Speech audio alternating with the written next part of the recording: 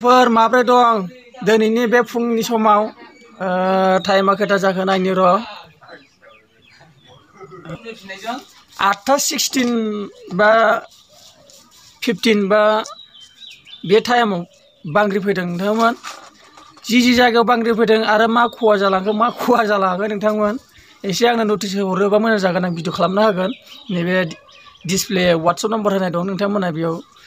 माबे जायगायाव प्रब्लेम जादों गामिजों फिल्डजों आरो मा प्रब्लेम जादों बेखौ नोंथांमोना आं भिडिअ हरनो हागोन वाट्सएपआव आंहा ओरैबायदि प्रब्लेम जादों जे आङो बिसिनायावनो उन्दुना दंमोन कर'नानि माखासे निउस भिडिअ नायबाय दंमोन आङो ओमफ्राय मा जाखो आङो बांग्रि फैनायजों हाखा दाखानो माने गामसासो गानना दंमोन आं गामसा थामसा गुलायनानै एकदम लांफैथाय बार ओंखारखाबाय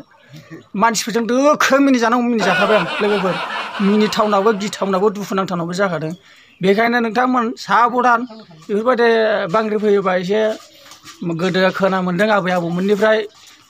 औवा गुदि औवा बुरखा गुदि गुदियाव थानांगौनो बेफोरबायदि खोना मोन्दों माने औवा बुरखानि रोदाया माने बेजेखाय बा औवा गुदिनि रोदाया बेजेखाय माने थाबनो माने हाखौ माने मा होनो गावहोनो हाया होनो माने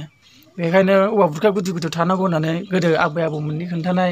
आरो बिनि खुगा बेरखांबोनाय आं बेखौ मिथिनायखाय बा मिथि मोननायखाय नोंथांमोननो खोन्थाबाय बांग्रि फैबा औवा बुरखा गुदि गुदियावल' थाग्ला जा नङाबा औवा बुरखा बिजौआव गाखोबानो जाबाय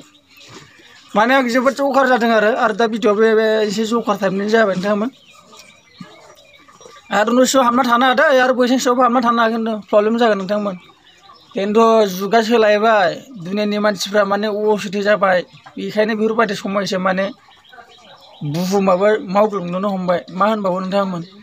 गिलु बालु नेपालावबो जानानै थांबाय दा जोंनि आसामावबो जागोन नामा नोंथांमोन आंथ' जोबोद गिनाय मोन्दों दिनैनि दिनावलाय माबोरै जागोन आरो खेमले आरो ओरैनो मावो आरो मावफैबावो आरो थाङो आरो मावफैबावो बेफोरबायदि जागासिनो दं बांग्रि मावनाया खिन्थु गावखौनो सेफ दा लाइफ खालाम बेखौनो नोंथांमोननो फोरमायबाय बाय बाय नोंथांमोन